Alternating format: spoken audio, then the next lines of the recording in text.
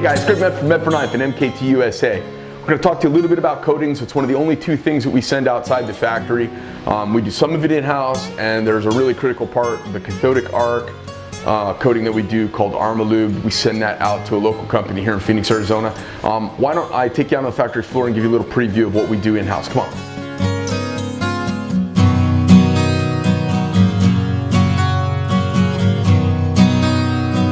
Coatings, this is one of the most challenging, critical, and most seen, obviously, parts of knife making. How you choose your finishes is really a big damn deal, not only creatively for its look and feel of your company, but for how it serves the customer over time. You'll hear a lot of things bandied about, like DLC and PVD and all of that. I'll tell you, in my experience, I haven't seen too much difference from the products when they're done well by whoever's doing that process.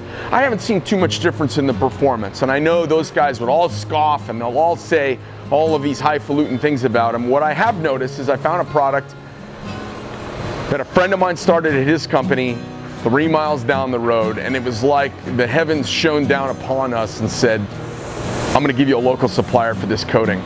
It's called Armalube. It's done by it's done actually by Robbie Barkman's company. It's called Plasma Technologies. It is a style of coating. Cathodic arc, I'm just going to give you a quick brief on this. This is where you get black, some grays, black's kind of hard. They can do all sorts of interesting colors as well, like copper and some other odd hues. It's done in an autoclave, so in a vacuum. It's heated up to maybe 700 degrees Fahrenheit. There's a cathode. You pull a vacuum, you inject a gas into the chamber, and then you electrify your parts hanging off the rack with either I think it's the negative, and the positive comes off the terminal here. It's one charge or the other, and it arcs across this gas called the plasma. You make a plasma, an ionically charged, the negatively charged particle, and it sticks to the metal. So you have to make special racks for each of your parts. You've got to have the right spacing around them so the negatively charged particles can bond to the positive suspended parts. There's several different gases, times, temperatures, and different materials they can use for the cathode to determine what your coating is. We use this product that was developed for deep water drill heads, so it's very corrosive and abrasion resistant. It's one of the best products I've ever seen for black, and I'll tell you how I know it's awesome. As of the last year or so, I've had just about every maker in the country that makes a black cathodic arc, which is a zero-dimensional coating. Send me samples and I've run them through my tumbler, and they all get a cool distressed look except Armalube. It doesn't distress. I had to go from 20 minutes of tumble to several hours of tumble to start to give it a slightly distressed look. So when we say PVD tumble, that's what we're talking about. We don't actually do PVD anymore, we do Armalube. This is what Armalube looks like.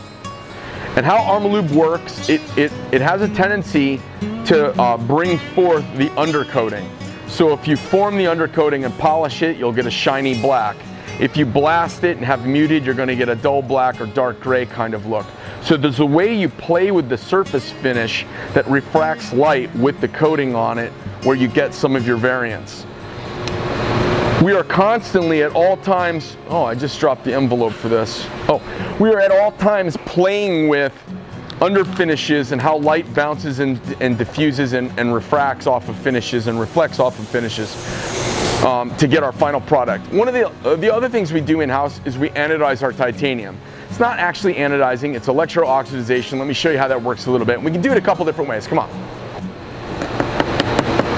Okay, so for anodizing, look, this entire company with almost 30 people making all these knives, this is my Anodized Center. I've got a power center that I can run up to about 120 volts, and I've got this little tank for doing parts because we custom do them, we don't batch do them. We do them all one at a time. Every single one by hand with a Craftsman. I turn the power on, I set the voltage to some preset setting for some color. We take the part, we suspend the part. This is a scrap piece right now. Now you can see, let me see if I can, I'm just gonna, since it's not a production, it's a scrap part, I'm gonna clamp onto it. We'll drop it in here, let's see what we get.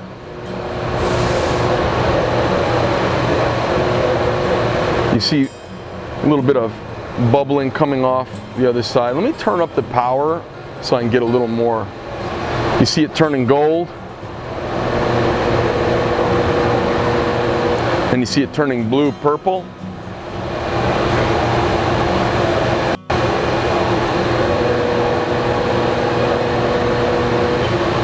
Then it turns light and it kind of runs through a color scale. If you look over here, this is the color scale we can run up with our voltage.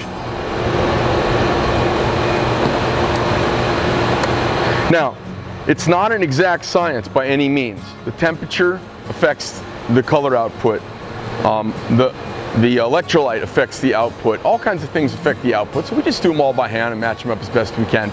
We like to do all the parts for a knife at the same time.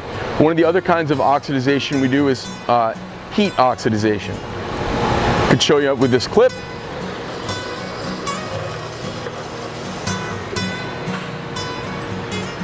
We do this by hand as well.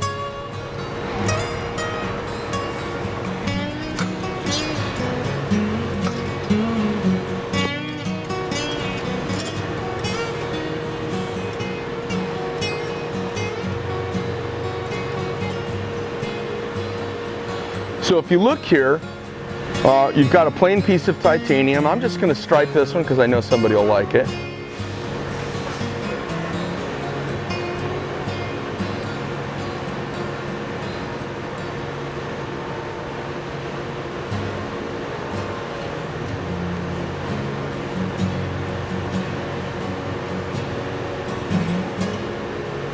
So there's a little finesse to it. Well, you can see you get a really nice color break there.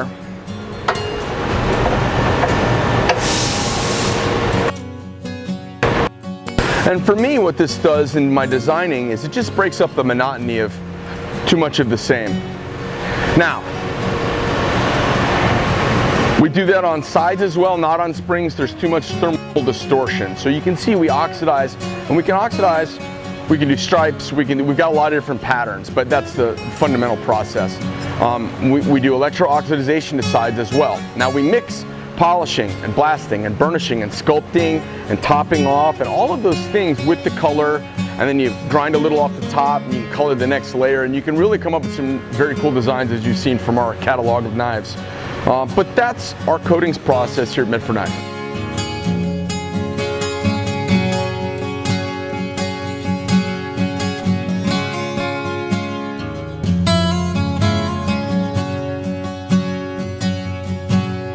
Alright you guys, there's a little bit of a brief on how we do coatings and some of the dressing here at Medford Knife and Tool. If you want to know more, of course, go by medforduniversity.com. You can do a deep dive there. Don't forget to check us out Instagram, Facebook, and at medfordknife.com.